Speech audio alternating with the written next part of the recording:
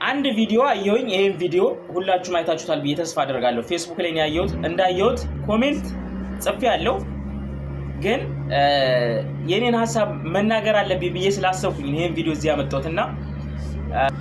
ቤኪ ይሄንን ቪዲዮ ፖስት ከማድረግ በፊት በደንብ አጤነህበታል ወይ በደንብ አጤነህበት ፖስት ብታረገው የተሻለ አይሆንም ነበር ወይ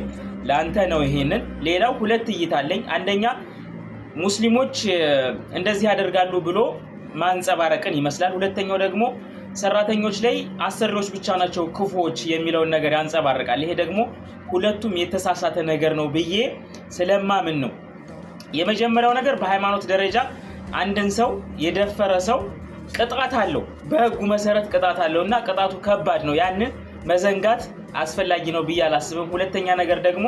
የኛ የሰራተኞችስ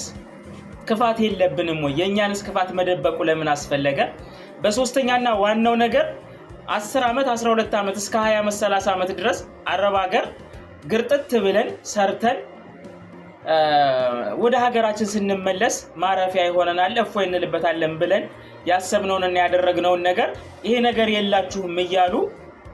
ስቃይ ውስጥ ሮሮ ውስጥ መከራ ውስጥ የሚጥሉን የራሳችን ቤተሰቦች አይደሉም ወይ ካረቦች ሲልቅ አረቦች የሰራነውን ያህል ክፍያ ይከፍሉናል ነገር ግን ቤተሰቦቻችን የወለዱን ያጠቡን ያበሉን ያጠጡን